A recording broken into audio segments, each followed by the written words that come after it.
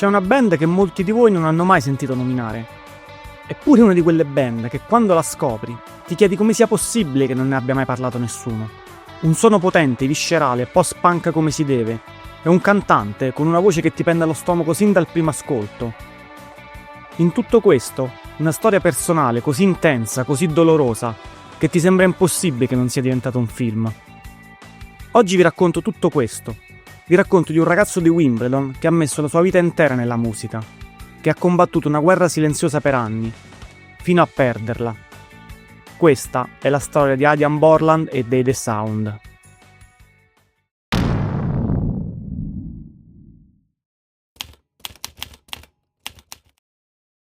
Benvenuti a Ombre Sonore.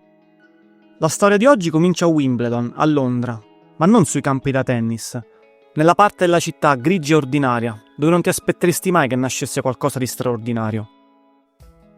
Adrian Borland cresce qui, in questi quartieri. Fin da subito è chiaro che non è un ragazzo come gli altri. Veniva comunque da una famiglia normale, della piccola borghesia londinese, ma lui aveva un carattere tutt'altro che ordinario. Era introverso, intenso, teneva sempre tutto dentro la sua testa. Non era molto bravo a parlare di sé, a condividere le sue emozioni. Tutto ciò che sentiva, tutte le sue paure, i suoi demoni, li metteva dentro i testi delle sue canzoni. Come ogni aspirante rockstar, forma una band con gli amici. Si chiamano The Outsider. Il nome in qualche modo è già profetico. Fin da subito cominciano a mandare demo a diverse etichette. Il problema è che ricevono tante lettere di rifiuto, solo lettere di rifiuto. Ma la vera beffa arriva quando un'etichetta gli risponde, con entusiasmo, ma non per scritturarli come loro pensavano, per dirgli che loro fanno schifo, ma il chitarrista è molto bravo e volevano contattarlo per fargli fare il turnista.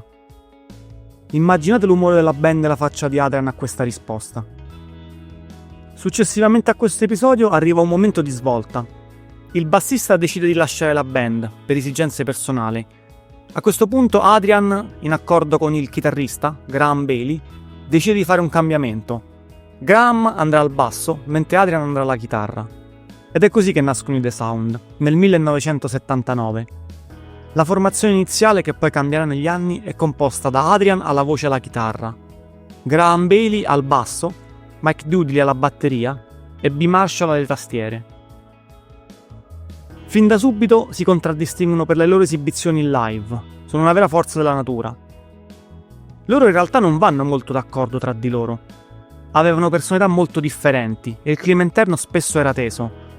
Ma ogni volta che salivano sul palco, ogni volta che accendevano gli amplificatori, diventavano un'unica macchina da guerra sonora pazzesca. E questo a qualcuno non sfugge. Ed è così che firmano con la Korova Records, la stessa etichetta degli Echo and the Bunnymen, un'altra grande band post-punk. Loro a questo punto pensano di avercela fatta. Pensano che da lì in poi la strada sarà solo in discesa. Ma purtroppo si sbagliavano di grosso.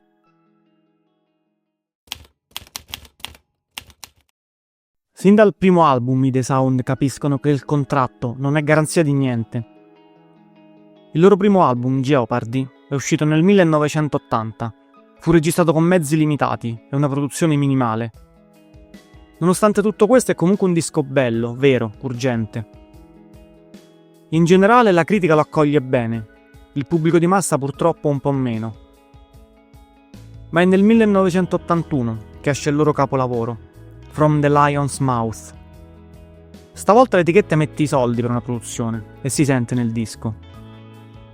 Questo è secondo me il disco della vita per i The Sound ed è uno dei migliori album post-punk di sempre.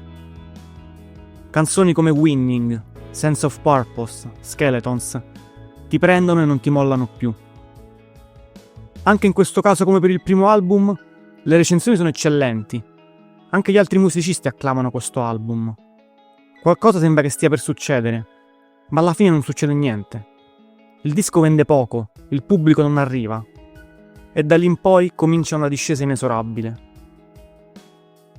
In generale, purtroppo, Adrian Borland non sta bene. Non lo era mai stato completamente, ma in questi anni peggiora. La band in generale regge qualche anno, fanno altri album, alcuni molto belli, alcuni meno. Ma in generale c'è sempre più caos all'interno dei The Sound. Ed è così che nel 1988 decidono di sciogliersi. I casini di Adrian in qualche modo hanno il loro peso. Lui in generale non smette di fare musica, fa una carriera solista, fa diversi album negli anni 90. Ma i ricoveri si moltiplicano. Chi lo conosce racconta di un uomo che va a momenti alterni. Alcuni giorni è brillante, pieno di idee, impossibile da stargli dietro. Altri giorni è perso, lontano, come se fosse irraggiungibile. Arriviamo quindi al 26 aprile 1999, una data che qualsiasi fan dei The Sound conosce. Adrian si trova a Wimbledon, la stessa città dove era cresciuto.